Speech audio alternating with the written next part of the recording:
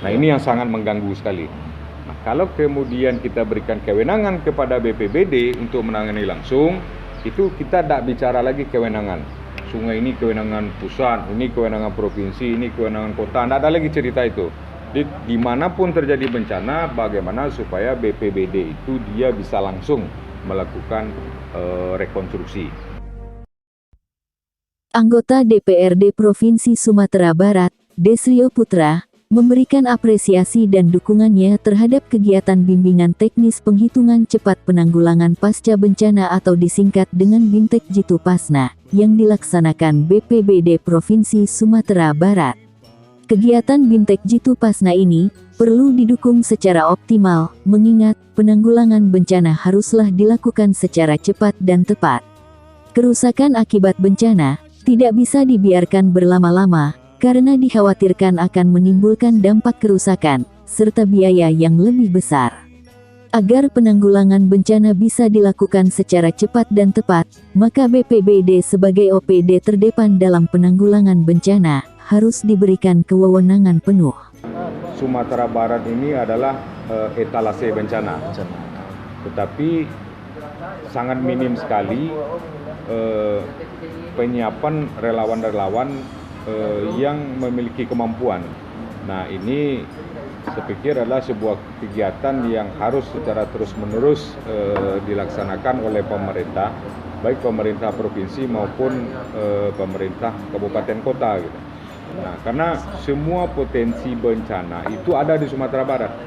Nah, kita katakan misalnya banjir atau gunung meletus atau abrasi, longsor misalnya kan. Nah, ini banyak sebetulnya, dan itu akan berimbas kepada masyarakat Sumatera Barat sendiri gitu.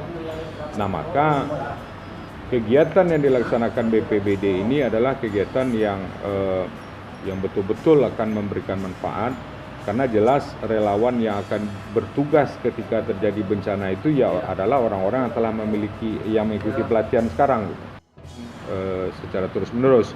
Kenapa? Karena dengan ketersediaan anggaran pada tahun 2021 sekarang, kami yakin belum bisa mengcover kebutuhan untuk seluruh nagari, desa, dan kelurahan se-Sumatera Barat.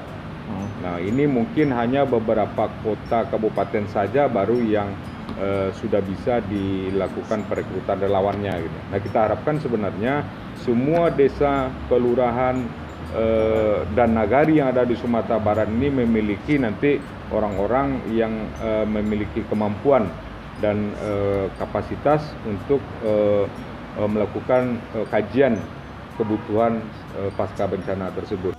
Jadi kalau bisa, harapan kita sekarang ini kan BPBD mendata semua nagari dan kelurahan desa, ini kan sudah ada datanya. Ya. Cuman siapa yang sudah disiapkan untuk masing-masing daerah tersebut. Nah, tahun depan, tahun berikutnya, dan seterusnya, kalau bisa itu memang bisa mengakomodir, meminta utusan dari semua daerah-daerah yang belum sempat mengikuti pelatihan. Nah, jadi kita minta juga daerah kabupaten kota ini juga dibantu semuanya gitu, dengan melalui program provinsi.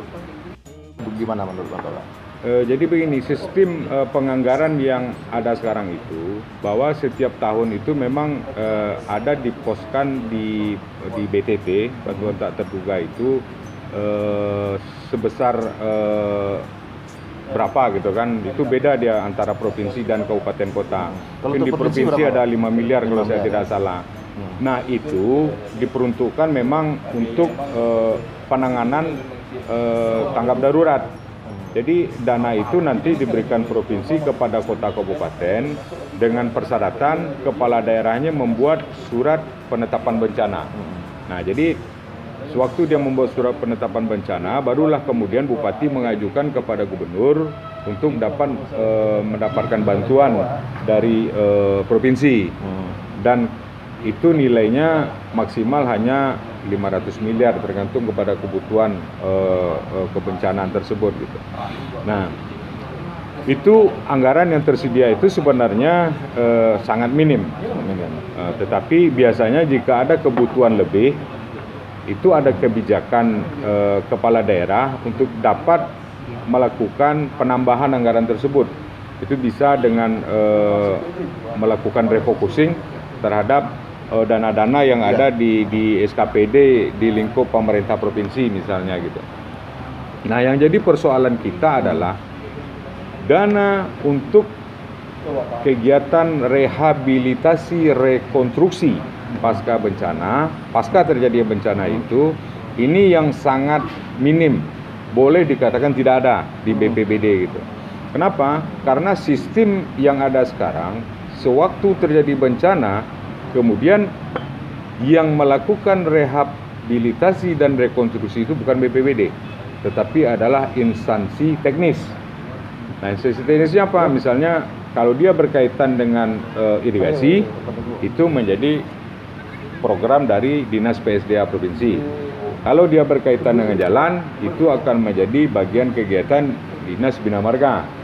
Nah, sekarang yang menjadi persoalan itu adalah sewaktu terjadi bencana, jika tidak dilakukan rehabilitasi langsung, penanganan langsung, maka akan menimbulkan kerugian yang lebih besar dia. Nah, misalnya bendung ketika terjadi bencana itu, misalnya panjang bendung itu 20 meter, yang jebol itu hanya 2 meter. Kalau dilakukan segera perbaikan, mungkin hanya menghabiskan uang, katakan misalnya 200 juta. Tapi kalau jika sudah dibiarkan berbulan-bulan lagi, maka yang 200 juta itu bisa menjadi dia 800 juta, bisa jadi 2 miliar. Karena kemungkinan air besar itu akan terjadi lagi. Nah, dinas teknis terkait itu tidak bisa melakukan langsung rehabilitasi. Kenapa? Karena dia terikat dengan alokasi anggaran di tahun berjalan. Nah, kalaupun ada ketersediaan dana kebencanaan, itu nilainya kecil dan peruntukannya biasanya terbatas.